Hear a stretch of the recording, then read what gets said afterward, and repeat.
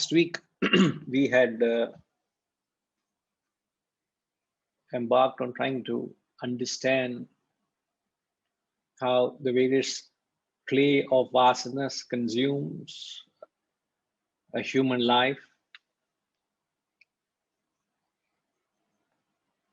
At the very forefront, we must understand even an animal, for that matter, a plant, in a constricted or restricted sense, a plant has a certainty that it evolves, it exhausts its vasanas. You have thorny plants, you have plants which have long life. For example, a banyan tree is known to live as long as 1,000 years, relatively immortal. You have plants which give shade, which give fruits, which give fragrance, flowers, so much they contribute. There are some plants which are creepers, which are dependent. There's certain plants which are a nuisance, so on and so forth. There are carnivorous plants, etc. So that you find distinct vasanas expressing even in the plant kingdom. An animal kingdom is also expressing vasanas, but a life of an animal is a restricted development. Now, there's a specific usage. When you say restricted development, there is no development at all. They don't evolve consciously because they can't put in any conscious effort. There's no effort possible by an animal. Self-effort is not possible, so they don't evolve consciously. But undeniably, when they die, at the death of an animal, it is a guaranteed evolution because they have not tampered with their vasanas. Whatever they are born with, they have exhausted during the course of their life. But when it comes to a human, the play of vasanas is a little complex and the possibilities are endless. You have the possibility of continuing the chain of the cycle of birth and death, or you can snap that then and there and choose to exhaust your vasanas and attain realization. Now, in this context, I remember we spelled out that the vasanas with which a human being is born at birth is known as prarabdha vasanas. Prarabdha vasanas are those which one is born with, and we have understood them as vasanas which are guaranteed exhaustion, just like a case of an animal. An animal has nothing to do with it. It will guaranteed exhaustion. Whatever vasanas it is born with, they will be burnt off. Now, we were trying to understand, is it possible for us to differentiate the nature of a vasana if it is prarabdha vasana or it is the sanchita vasana, to which we said it is not possible to differentiate between a prarabdha vasana or a sanchita vasana. You may ask me, why was this discussion of wanting to differentiate first and foremost? The discussion of a need perhaps to differentiate came about when we brought about the concept of a vasana can be exhausted through possible avenues. A vasana can be exhausted either through gaining higher wisdom and burning it with the fire of knowledge, or you carefully go through the experience with the only objective of uprooting it because it is a thorn in my journey. I have to go through it, objectively experience it, and let it get burnt out. I'm not getting into the experience for the sheer joy or kick or fun of it. I'm getting into it just to get it out of my way so it doesn't bother me. And sometimes when something is bothering you, okay, chalo, let's go and fulfill it. And at least for a while, it doesn't bother you again, isn't it? Okay, chalo, I've satisfied you. You just tell the mind, now you don't play tricks with me. Yeah? Now don't annoy me. Don't distract me. I've given you what you want. You better obey me. That kind of, you don't give in to the mind, but you understand this guy is little annoying. It's like your child is nagging you. It wants a toy. It wants a toy. Every time you go out, give that toy and zip that mouth. No more talking. You got it now. Next 6 months, no toy for you. You better play with it. Okay. And then the tail will wag again after 2 days. It will again start wagging. Never mind. But you must understand you're not giving into the mind, but you're trying to use experience to shut the mind, to nip it, not to feed it. We have done enough of feeding. Now, I don't want to feed it anymore. I want to address it. I don't have the strength to face it head on. So I'll have to find ways and means how I can get rid of it. So in this context, we said whether prarabdha vasana, how do you differentiate? Because we said a vasana can be exhausted through knowledge or experience. So we can't differentiate between a prarabdha vasana or the sanchita vasana, the total sack, the total bulk of vasanas from which a pocket has manifested. So the balance backlog of vasanas is known as sanchita, which is taking the same reference what we took last week, the 1,000 vasanas, if it's your total vasanas, and 100 vasanas have manifested from the 1,000. The 100 is known as prarabdha, the balance 900 is the sanchita. Now, I do recall that we clearly said that the objective is not to figure out, but the objective is to approach every vasana. Now, Srinivasji, SK, Srinivas Kumar, how does one approach every vasana? Good morning, Guruji. I think it's the 3 words you used, I think. It's you crave, you indulge, and you linger in the vasanas.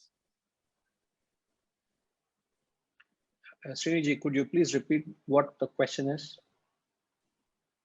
How do you approach the vasanas? Correct. So how do you approach the vasana?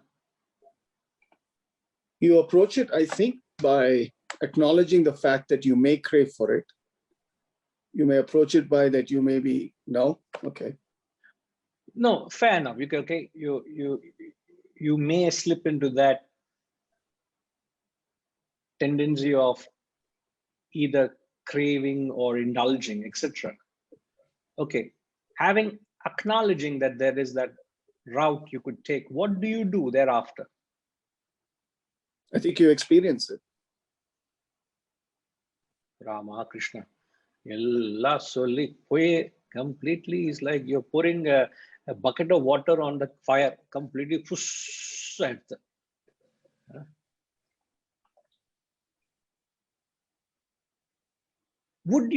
Would you say, oh, it is my prarabdha vasana, I have to experience it? Would you say that? Nowadays, after the little knowledge coming my way, I'm hearing everywhere.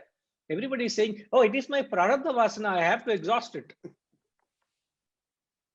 I go back home, people in the house are saying, it's my prarabdha vasana, I have to exhaust it. I don't know what to say now.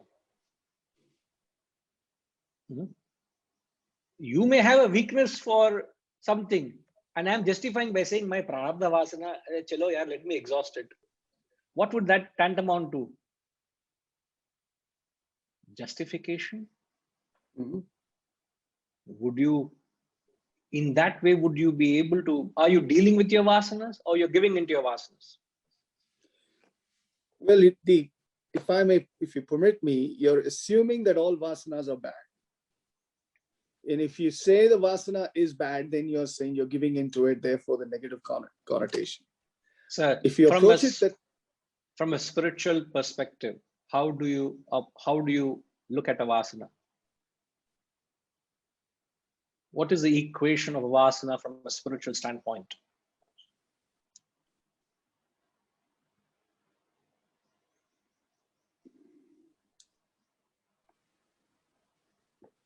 I could see the conflict then. Yeah. The equation we have often learned, and the Shastras pound this truth onto us, that man minus vasanas equals godhood, equals realization, equals perfection. Yeah. Yeah. So you cannot keep hoarding them, you can't keep feeding them, you can't keep accumulating them recklessly, which is what everybody does. A man of knowledge or wisdom will not go about, as you referred to, recklessly craving, indulging, and lingering. That's a licentious life at the mental level, and it has many serious consequences. So that's what the topic is. If you do such, you will be bound endlessly to this chain of birth and death, and every phase of this life is only pains. You know, we mentioned the 5 metamorphic changes that one is subjected through in life, right from birth, growth, disease, decay, death. So tell me any one phase of life which is pleasurable and joyful, including birth. It's not a joy. It's pain and adaptation and struggling, isn't it? And knowing and learning right through. Growing is not any joy. Disease certainly not. Decay not. The very thought of that, you can get paranoid and you can lose your senses, you can lose your normalcy. Tell me what aspect of life is joyful. And this is what the Shastras are appealing to us. Why are you subjecting yourself to this cycle again and again? So a man who conceives that possibility of exiting this as a meteor, you get out of this chain of the cycle of birth and death, you'll have to deal with our vasanas. And there's enough wisdom given to us to burn these vasanas. So we should not. So the question is, how do you approach a vasana? Is that what I said? How do you approach a vasana? How do you approach a vasana? So obviously it is not giving into it through experience. How do you yes, sir. I have a question. So let us assume, so I'm using a musical reference and a famous composer, say Tyagaraja. His vasana was, people believe that he was one with God, and his ultimate devotion was through creation of various poems. So you could reason saying that his vasana was writing poems and creating literature, therefore, in this sense. Why would you not accede to it in this example? He's a giver. There is a fundamental difference in what you're asking and what I'm saying. The fundamental difference is when you refer to a person who has a predominant nature towards music, or even just in the context, in my own case, I have such a predominant nature towards philosophy. There's nothing else. There's no clash of interest. It is 90 versus 10% other vasana. There's 90% is this. This alone exists for me. You take me out of this as fish out of water. Perhaps you deprive Tyagaraja of singing. He would have mentally sang. If he had lost his voice, he would have continued singing mentally. So that predominant nature is known as swadharma. That swadharma is nothing but a part of your prarabdha vasanas. That will anyway be burned, but you must give it the right environment. You must choose the right vasana. You must choose the right environment so that your prarabdha vasana, your swadharma Swadharma means that is your nature, that defines you.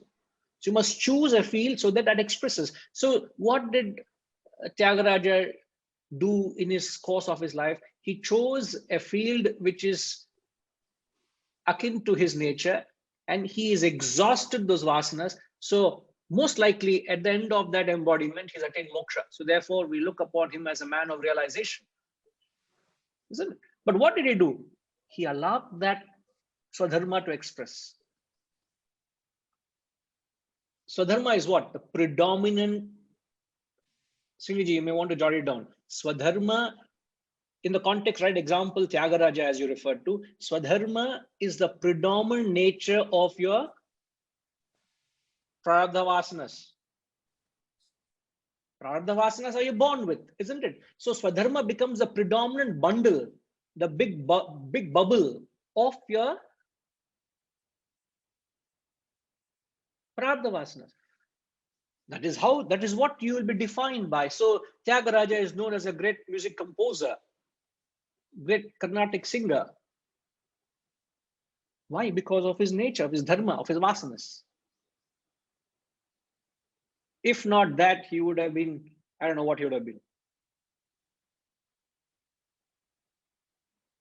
So what he did is actually is burnt off his vasanas. Isn't it?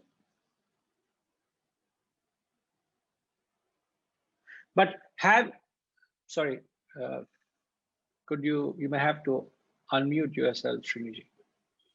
Sorry. No, I understand the subtle differences now, because I was initially contemplating there could be vasanas that could be good, but you have clarified now the Swadharma aspect of it. And there are examples of humanity who've had, let's say, positive Swadharmas. I'm using Mother Teresa as a giver, for example. Right? Could be that was her passion, that was a vasana, right? For example. There's nothing. I think I did comment last week. Vasana per se is not positive or negative. I can use a field of music just to gain name and fame and popularity for myself. I can sing pop music or I can sing Carnatic music. I'm not demeaning pop music, please. I'm just saying example. I can bring out melody or I can bring out discord. Just because I've got a vasana for music doesn't mean I'm a great singer, isn't it? Whenever I sing, people shut their doors and windows. This fellow started again. His practice session has started, so everybody closes their windows. A nuisance noise, noise comes. You may say he is exhausting his vasanas for music, but it is a nuisance to me. That is different. You see. So there's nothing called as good or a bad vasana. Vasana only takes you to a particular environment to burn it. Now, whether you divinize it or demonize it is up to your intention. What are you doing it for? If I do it for my upper attainment, upliftment, my inner transformation, I'm purifying myself. Or if I just do to gratify my selfish desires, I'm the lowest of all creatures. Okay.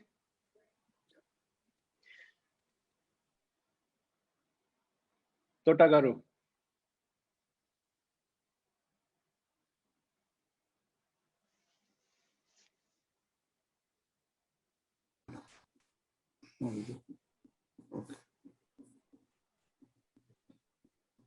Pranam Guruji. Yes, sir. Namaskara. I've recently been very troubled by what's going on in India. I wanted to relate some of this stuff to that, if you permit us. One of the things that's bothering me is the raging coronavirus toll, and the tragedy that's going on in India.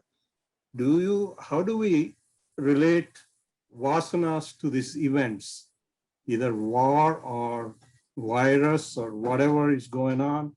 And I'm always troubled by the role that we are supposed to play in this versus the government and other agencies that have.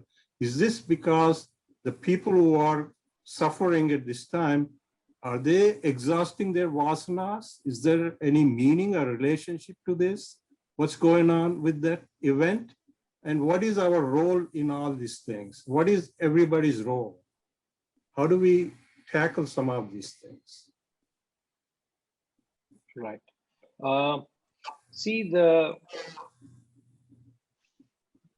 may have to mute you because there's an echo, and you can again unmute, so if you need to further clarify. Okay.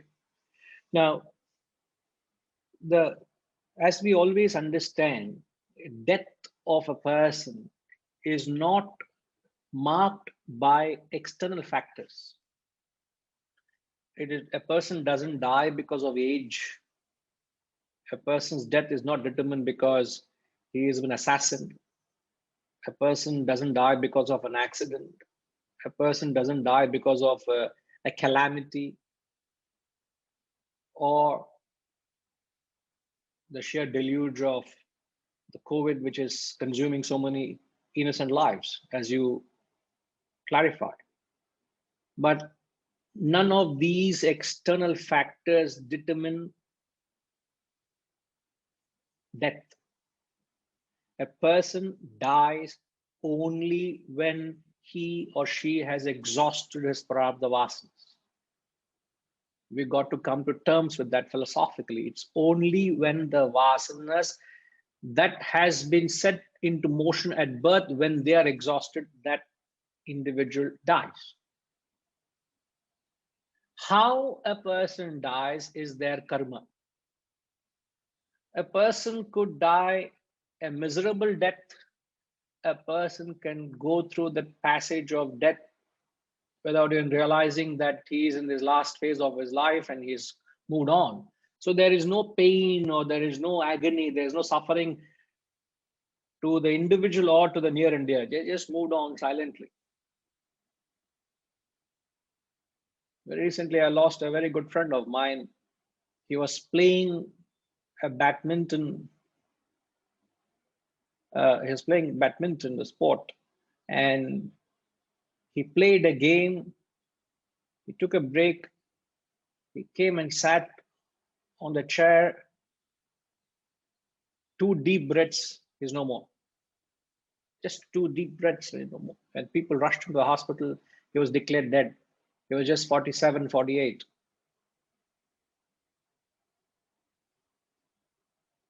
Now, what he could have done to deserve such a, I would want such a death where I wouldn't even know that I'm dying tomorrow, the next moment.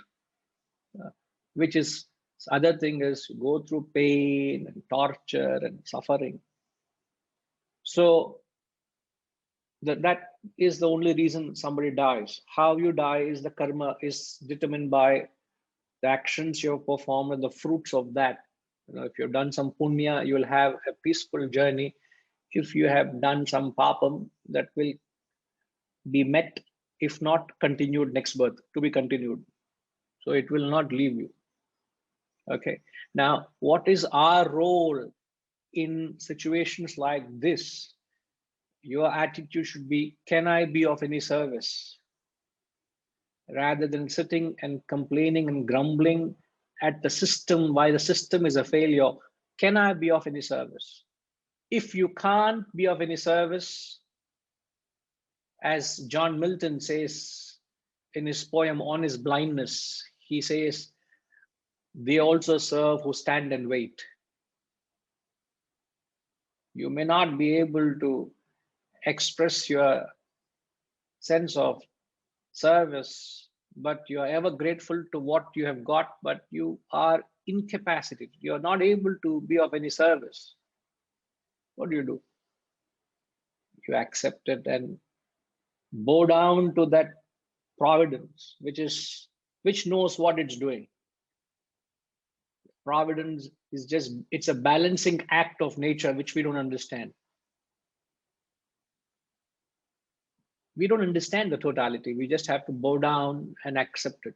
As you have accepted, as you have celebrated birth, you must also accept death is an integral part of life. Just because it's happening in a scale, we can't fathom or rationalize. We can't question why it's happening, isn't it? We can't question. You may question, but we may not have an answer because we can't fathom it. So we bow down. So it is all the play of your vasanas. Your vasanas have ended. One dies. All what you can do to any situation is, can I be of any service? In fact, a man who wants to serve doesn't wait for opportunities to serve. He creates opportunities to serve. He doesn't wait for people knocking at the door for you to consider of being of some help. He opens his doors so that he can be of help to others. So don't wait for opportunities. Create opportunities in what way you can. So that talks about what kind of a person one is. You are, because you ask him, I'm just being very, just answering the question. If you want to be of service, what kind of initiatives you can take? Not in this, in any walk of life, in any situation. Am I unmindful of situation and brush it aside? Oh, I've got nothing to do with it. Or can I be of any? You invite yourself to the party and say, can I be of any help? Self-invited. That's the attitude you have. You want to uplift lives of people. But areas where you can't, you understand, they also serve who stand and wait. You shouldn't have any restlessness in you, because it's all a divine play. It's all a play of totality. We surrender, we bow down. We don't know why it happens. Right, sir?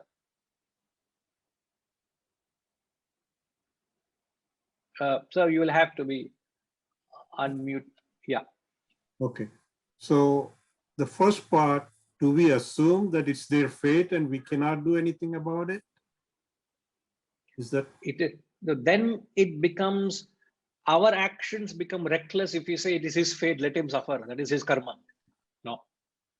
If I say that is his fate or their fate and let them be subjected to it and let them pay their karma, I will be responsible for my reckless attitude of not doing what my duty demanded. When situation demands, I need to bring the best out of me than sitting and complaining or making an unconcerned statement. It is their fate. Let them meet their fate. What have I got to do with it? I don't think it augurs well for me to have that attitude to say it is their fate. Let them meet their destiny. No, I should not think that way. If I think, then I am incurring karma. Please be mindful. If I think that way, my reckless attitude incurs consequences. Therefore, I said, don't wait for opportunities to knock. You create opportunities to serve. By that way, you are protected because you're ever grateful and you want to be of service.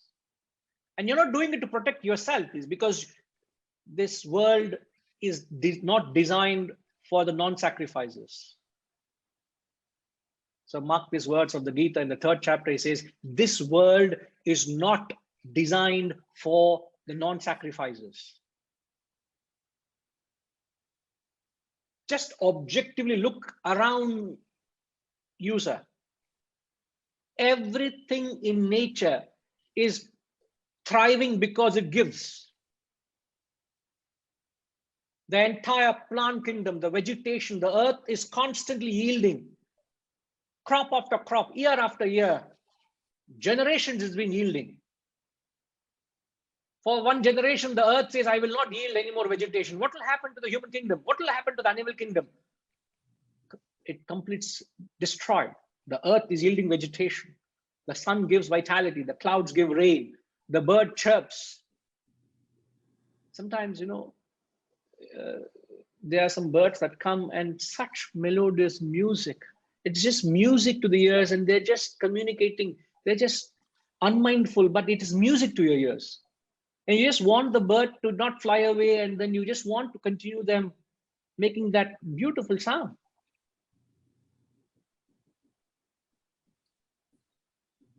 The plants give. Everything around us is giving.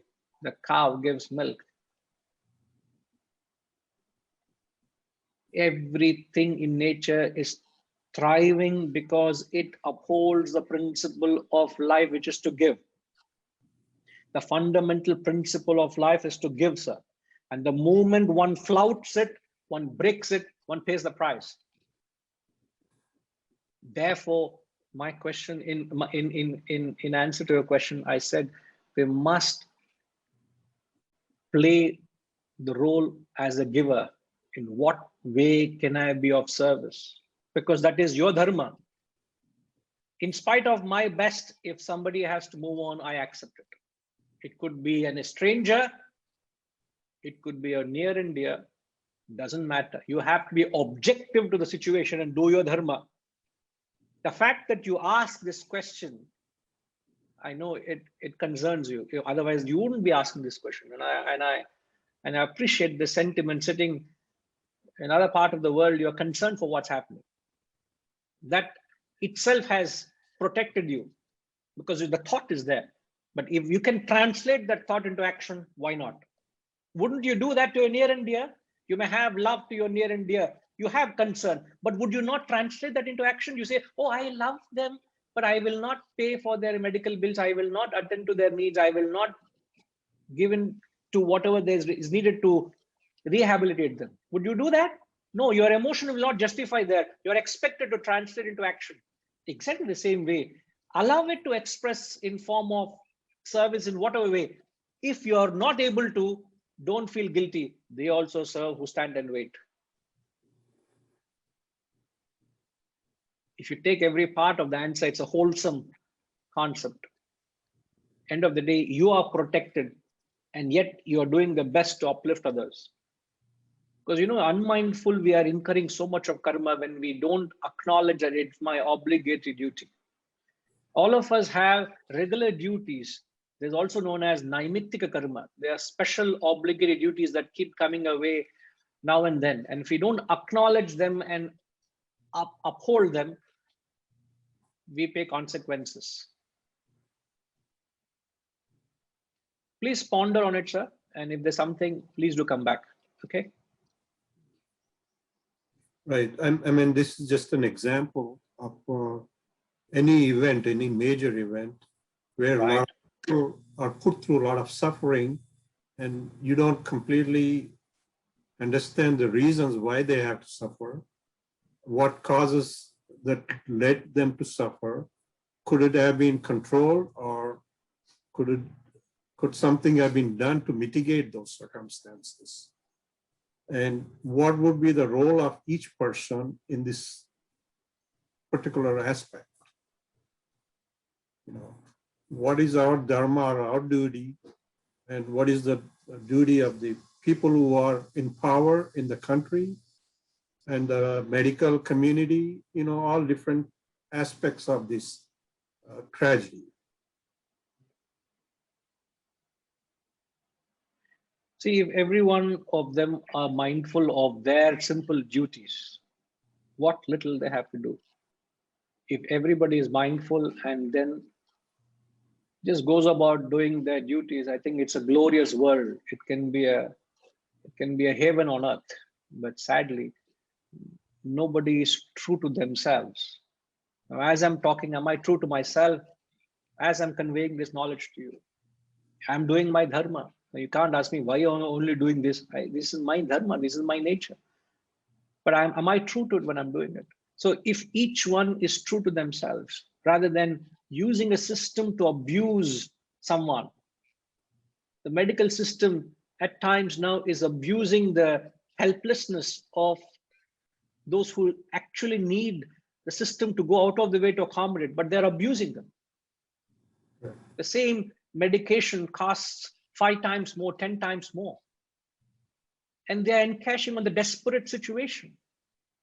This is the world. But when this imbalance, that's what the very famous verse in the Gita, he says, Yada yada hi dharmasya glanir bhavati bharata. So when there is this imbalance of adharma in the world, there is this dharma and adharma, this balance going on all through history of humanity. This has been existing. So when adharma rises, he says a man of perfection comes to set right that imbalance. So in the course of his life, through their wisdom and aura and their service and their personality, they just shuffle the balance. Let's say when the imbalance of dharma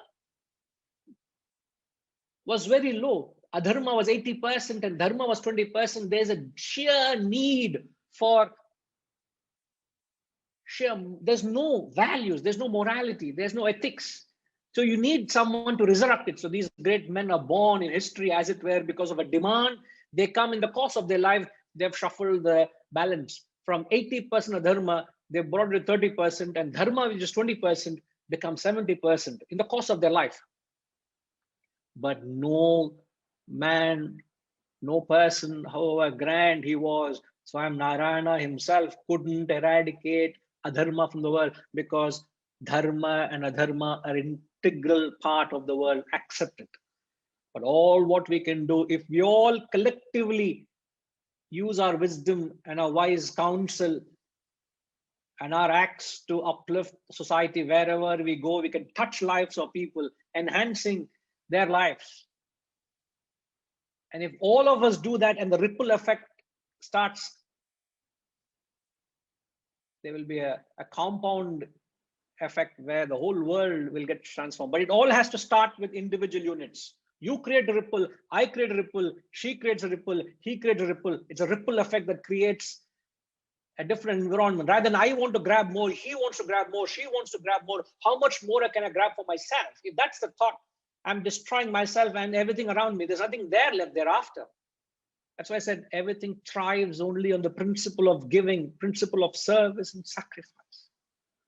Can I adopt that principle in every walk of my life? Then if I do that, my job. It's a beautiful world out there. I can, but don't expect that. Don't expect to completely wipe out iniquity. As Christ says, iniquity there shall be in this world, but woe unto you, thou not be the cause of it. Famous words of Christ. Iniquity there shall be in this world. You can't wipe it off. Iniquity there shall be in this world, but woe unto you, thou not be the cause of it. So am I responsible for it? In any way, am I instrumental to it? Have I contributed to it? That's what I got to find out. But there will be. You can't wipe it out, because that is part and parcel. That is a very different. That's the very way the world is designed. Don't ask why. That's how it is. But if I can not be a contributor to it, I've done good. I'm not wrong. I have lived a life of satyam, truthfulness. These are very deep concepts, and these are perhaps the principles that drive our life, that drive us everything we do in our life. I'm glad you asked, Tutaji. I hope it's brought some clarity. Please ponder over it. Come back. Ashama, she wrote a direct message to me. What about death by suicide? Just because anybody who wants to die through suicide doesn't die. I know a student who came up to me once and said, Guruji, I tried to commit suicide twice.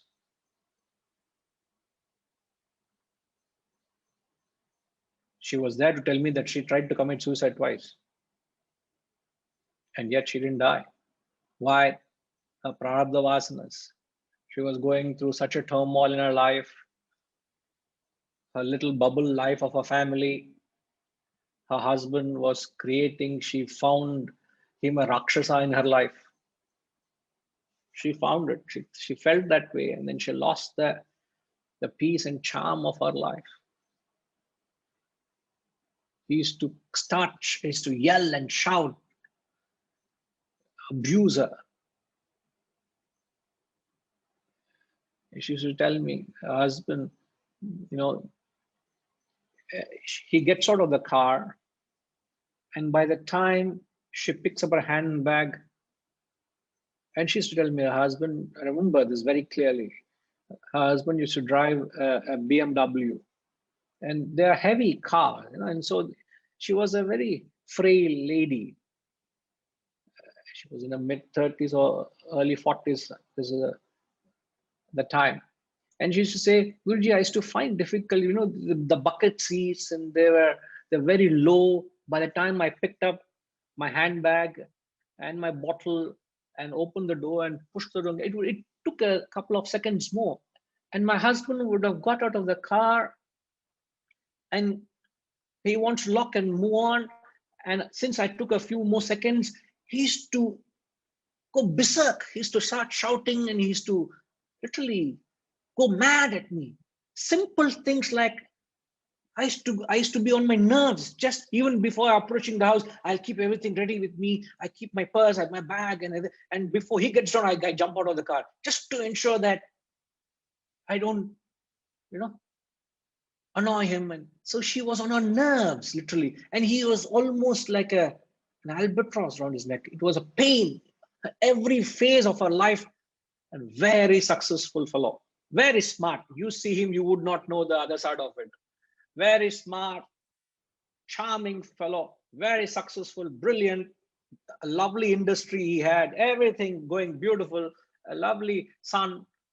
But she couldn't take what she was subjected through every moment. The breakfast is 5 minutes late, finished, she had it. She is 2 minutes late, had it. Imagine you are like, you're standing on fire every moment dealing with him. Tried to commit suicide twice. She didn't die. So one doesn't die even by suicide. When your prarabdha vasanas have ended, you will die. Even when you don't want to die, you will die. But if they have not ended, even you choose to die, you will not die. Now, what is the principle? The principle is subtle controls the gross. Vasanas is the very seed. It is the quality of the seed that determines the nature of the plant or the tree, isn't it?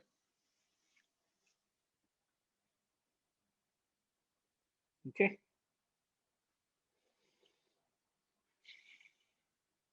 Yes, Hariji. Too much of philosophy. தாங்க முடியல.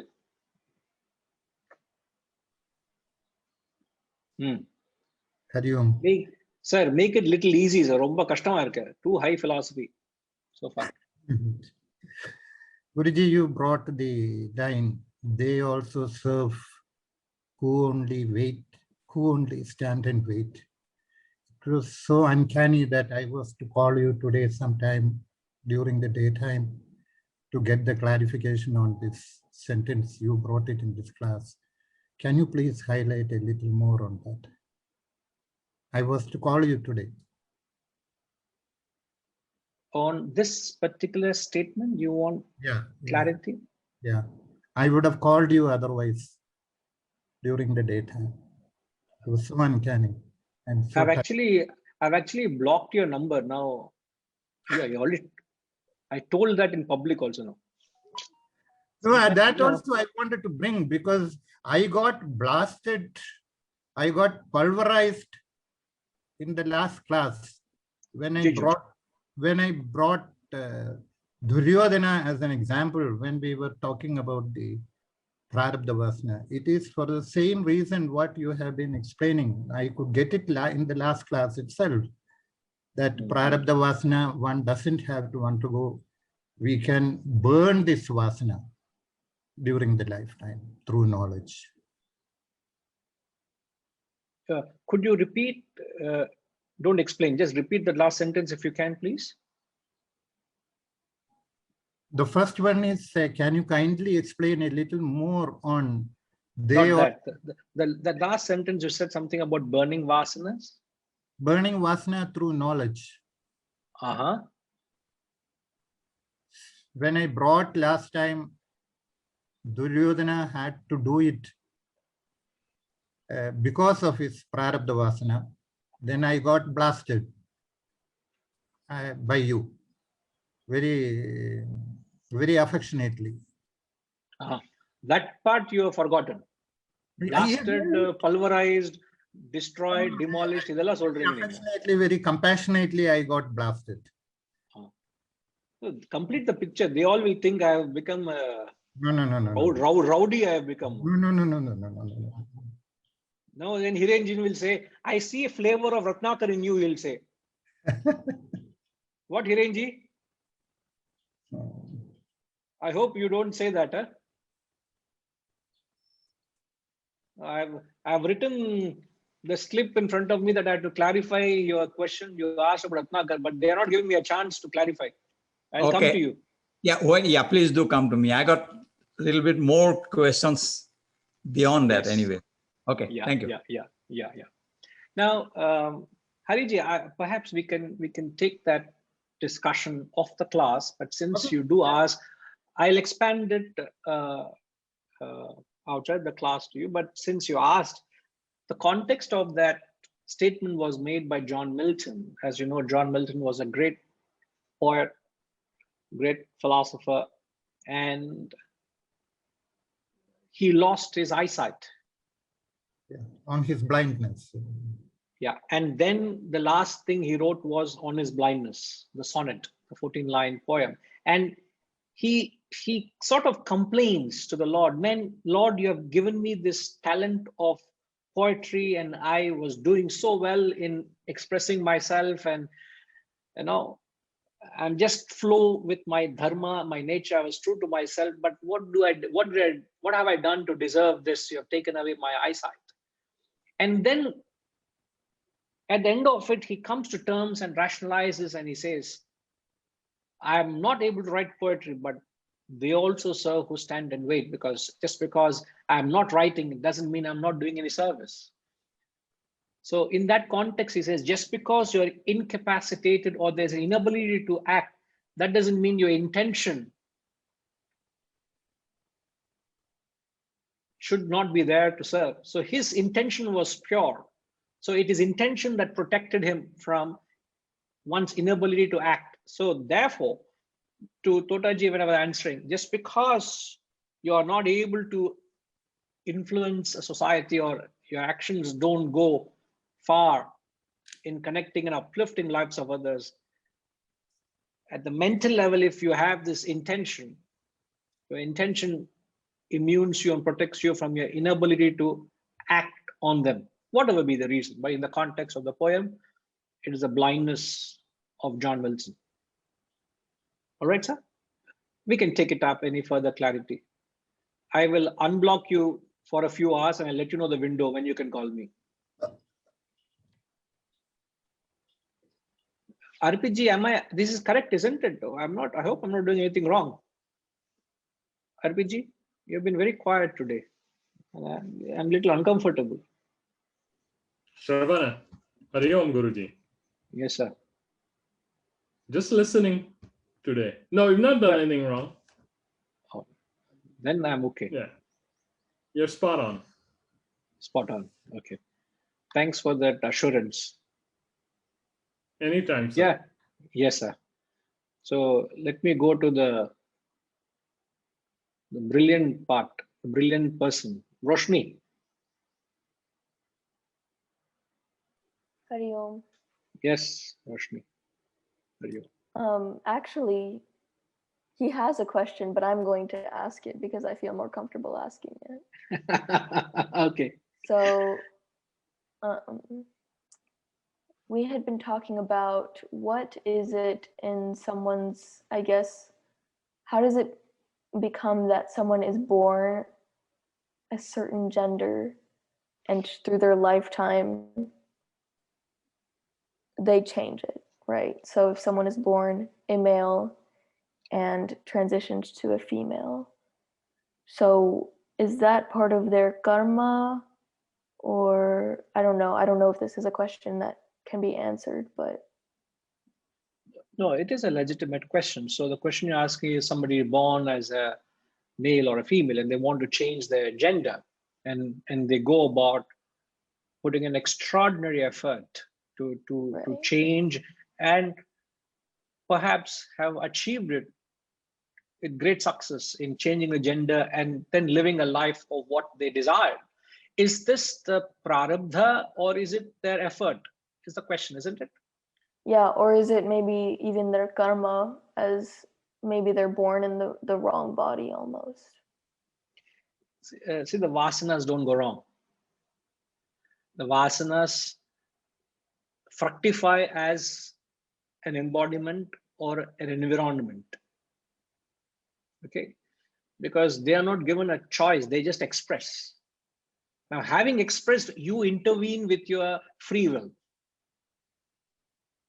So during the course of one's life, let's say I desire to live a life of a female. So I desire to change my gender, my sex. And if that I desire, and if I'm ready to put in that kind of effort to subject my body through change and consequences, well, if that be so, and if that rationalizes with you, go ahead. And if one chooses to do that, it is the effort one has put in to bring about a change at the physical level. We do so much effort to change our mindset. We do so much effort to change our social status, our financial status, our spiritual status. Somebody has wanted to change the gender. I don't see anything wrong with it. Nor am I saying, am I endorsing it? I'm just saying somebody decided to do it. It may not echo well with you. That's how you look at it. I'm not saying I'm endorsing it. I'm not bringing my personal opinion here. Just answering the question. What has somebody done? There's a vasana he's born with, but that person has chosen to put in effort and change his gender. It is not the karma. It is not the prarabdha. It is the effort, because it's not something, it's not easy to change. So it's the effort, the free will, and the freedom. They can do what they choose to do. He or she has chosen to change the gender. That's about all.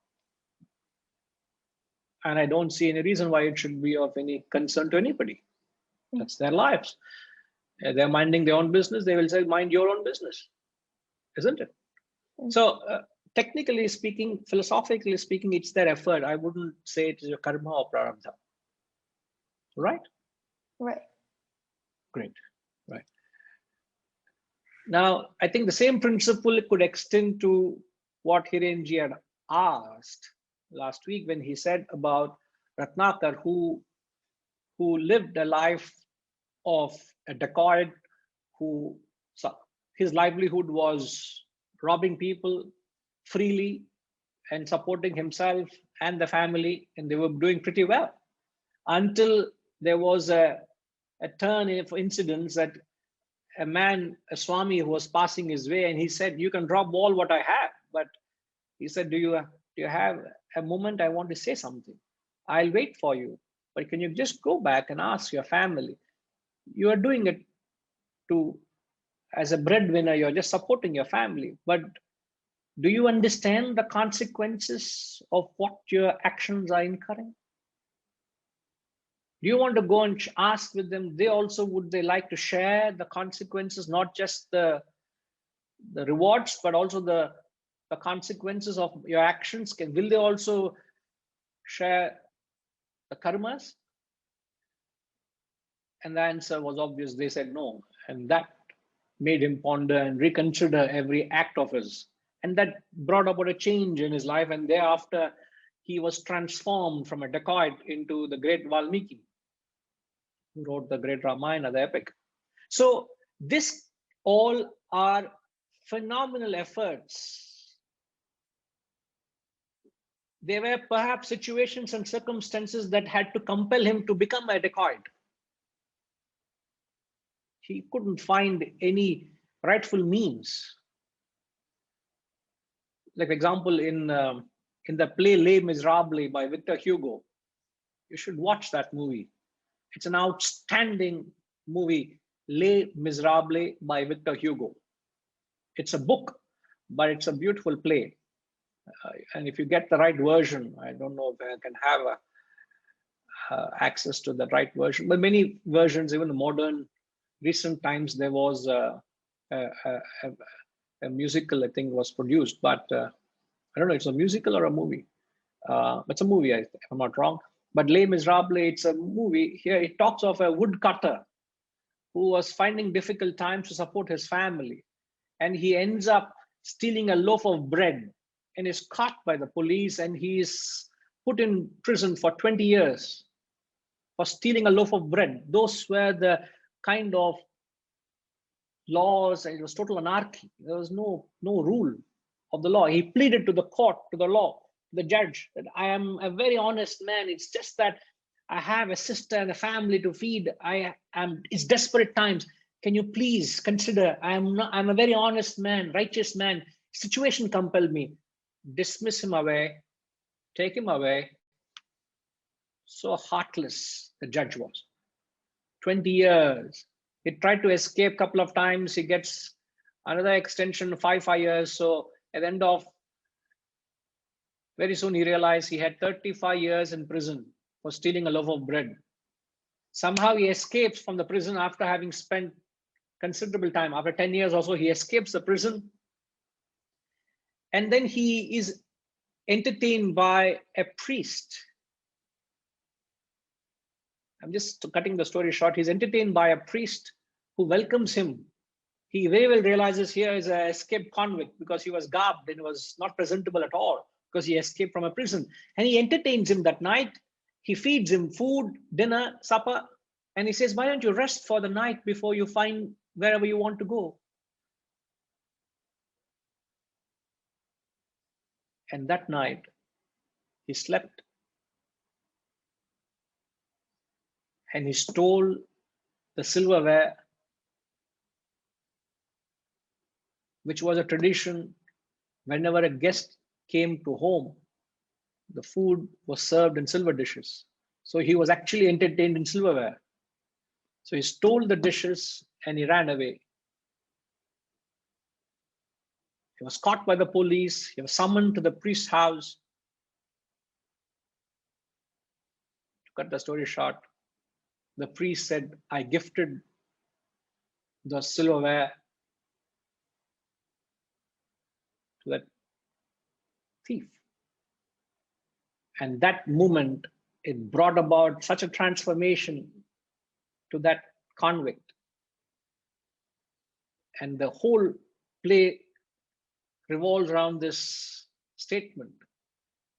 The priest is holding 2 solid candlestick stands and he gives to that convict and he says, son, life is to give, not to take. He makes such an innocuous statement. He said, life is to give, not to take. He falls on his knees and he couldn't digest what was happening.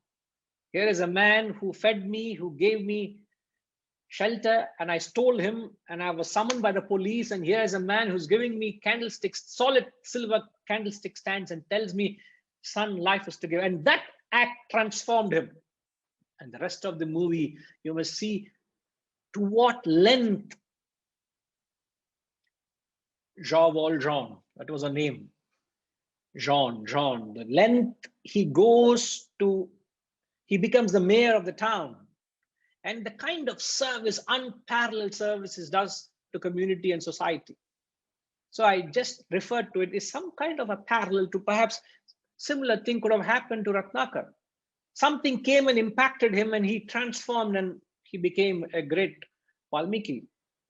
So all of this should not be attributed to Prarabdha Vasana. So for all practical purposes, you have not heard Prarabdha Vasanas. You do not know what Prarabdha Vasanas is. For all practical purposes, you do not know what it is. You have not heard it. Be ignorant about it. Every walk of the way, every step of the way, you will have to deal your Vasana with effort, with self-effort. So if you think it is right, entertain it. If you think it needs to be nipped in the bud, nip it. So you must approach. I don't think we have answered that question, Sriniji. How you must approach a Vasana is with an intellect. You must examine every thought, every moment, scrutinize it, and then give it the license. If it can be given a license to express, give it the license. It should not be given a permission. If it needs to be punctuated, you punctuate it. If you need to postpone it, I don't think it's the right time for me to entertain that thought now. I will entertain it later. You postpone it. But it's all done with the discretion of your intellect. So you must approach every Vasana with knowledge. When you are unable to deal with it, that is when you resort to experience with the only purpose of burning it away. Otherwise, we are asking for trouble, seriously asking for trouble.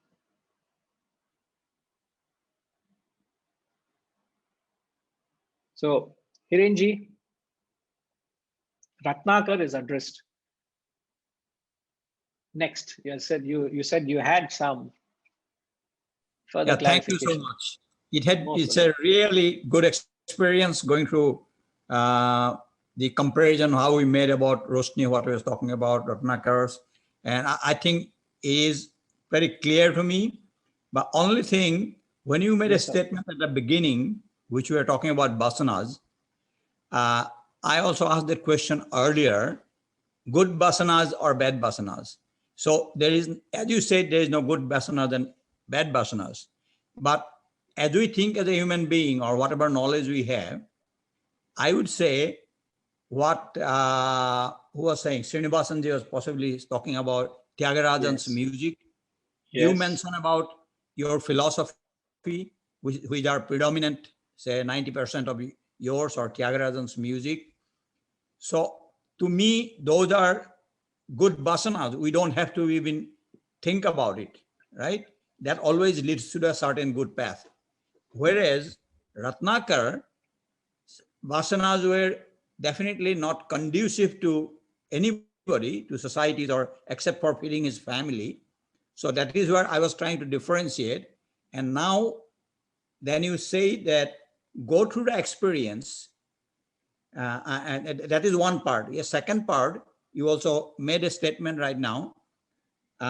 If you think it is right, go ahead and experience it, let it burn out. And if you don't think it is right, so it is up to me or an individual to decide that based on knowledge, right, or his intellect, that whether to proceed to burn it out through experience or nip in the bud that this is it. So is not that is the most difficult part to make a decision there. Sorry, are you asking or you're making a statement? That is I'm making asking also that that is a part is the most difficult for somebody, right? In fact, that is the challenge. That's the challenge. The challenge is if you are able to not be swept away by the power or the strength of the vasana or the desire. Because many times the desire is too strong and you're not able to rationalize and hold it, isn't it? It's too strong and you're swept away by the flow. So to be able to stand apart and say, no, I will not encourage it. I've got nothing to do with it. And you just push it aside and carry on as if nothing has happened. That's not an easy thing to do. Okay. But if you think I'm trying to deal with it with knowledge, I'm trying to postpone it, I'm persuading the mind, don't do that. But still the mind is constantly, vehemently demanding it. Then what do? Okay, you come to terms with it. Okay, now you are hell-bent on wanting it. Okay, I am agreeing to give what you want, but not for the sake of mere indulgence. You go through the experience, satisfy it, and you say, enough. Again, maybe after a while, again the thought comes. It will come because the vasana is still there. As we said, we have not exhausted it. We have just satisfied temporarily. So it's quiet.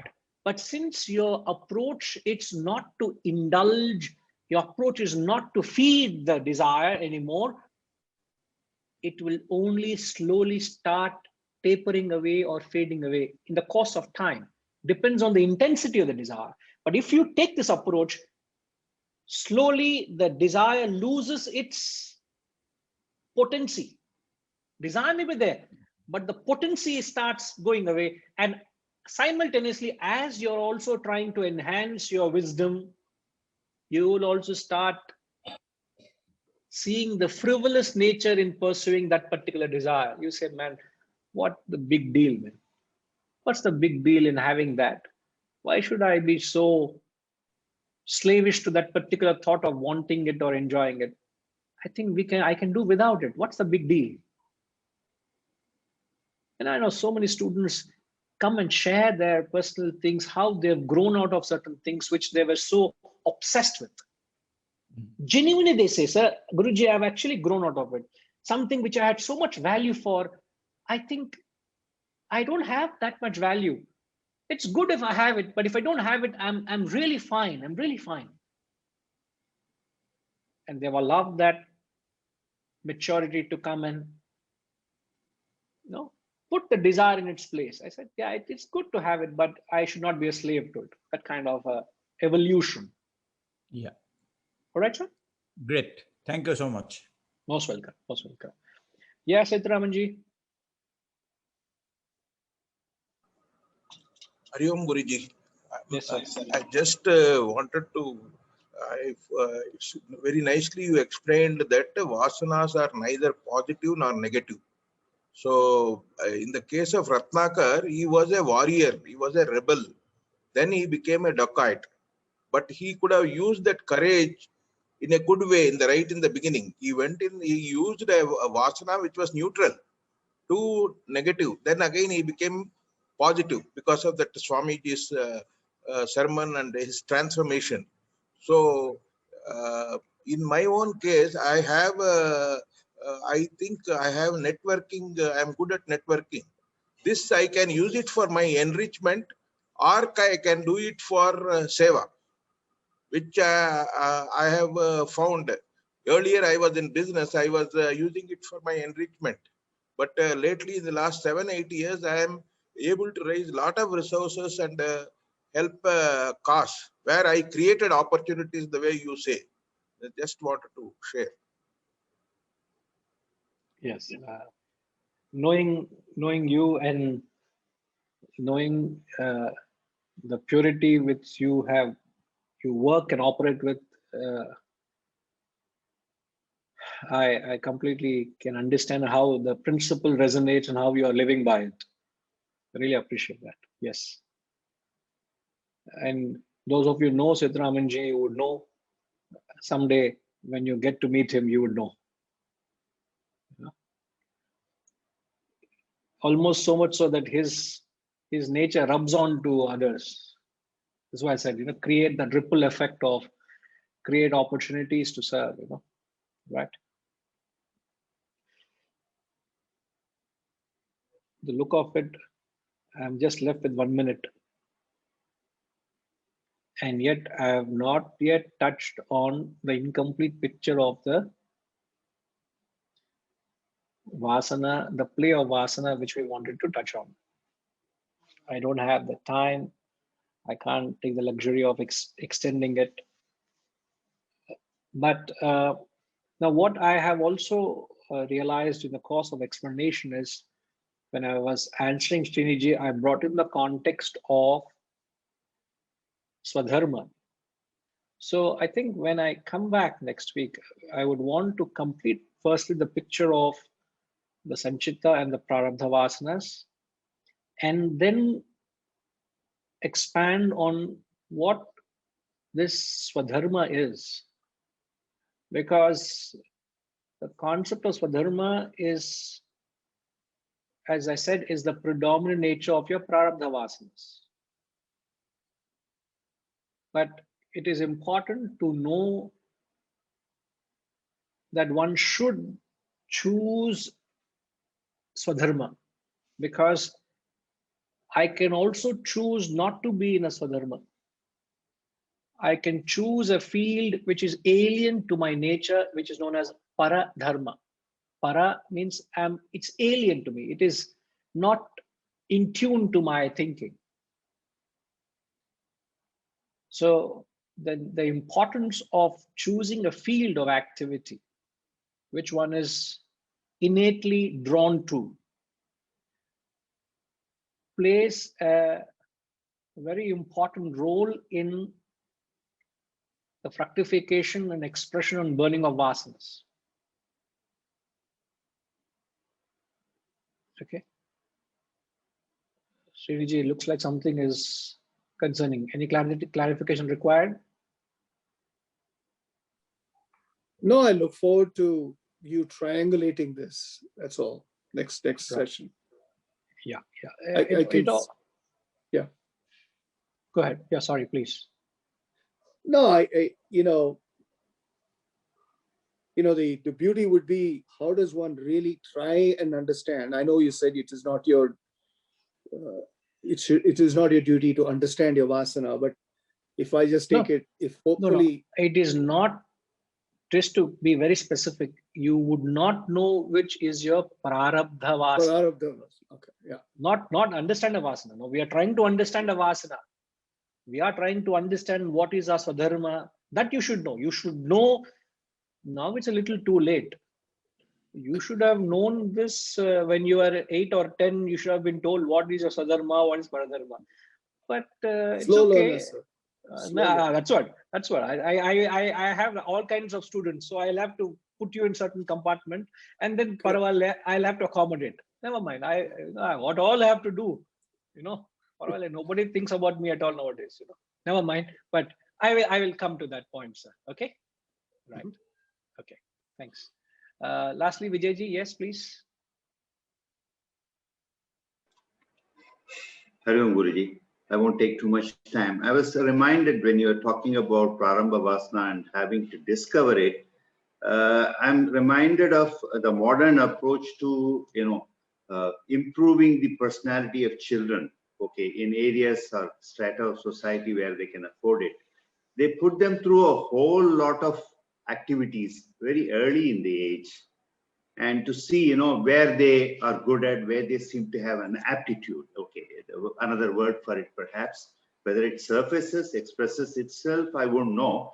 But then they put them through a whole lot of activities, and whichever they find that those children excel and seem to like it also, they continue that and drop everything else. I mean, I didn't have such luxuries anyway. But I thought it's quite an improvement over, an approach to developing children from our generation. I just wanted to share it. Yes. So much so that the children nowadays are so overloaded. Absolutely. And I used to just sit and it never made sense. They're going taekwondo class, they're going pilates, they're going music, they're doing art, they're singing Carnatic music, they're singing, dancing, they're going skating, they're doing what all you want to achieve in this little life. I was wondering. I never could come around it. My niece actually in the US, of course, one of the nieces anyway, she's been more busy carting the children from one class to another class, especially during weekends. I mean, she doesn't have weekend, although the weekend is most important for people who stay in the United States to take care of their personal stuff, So I suppose it's some balance somewhere. Perhaps the trick is to know when they should, how quickly they should drop a particular, attempt if they find the child is not, very comfortable with it. If they can do it and they do it limited way, perhaps. Yes. We will expand on this when we come back. Okay. Okay. Thank you. Om Purnamada Purnamidam Purnat Purnamudachyate Purnasya Purnamadaya Purnamevavashishyate. Om Shanti Shanti Shanti. Hari Om. Shri Guru Bhyo Namaha. Hari Om.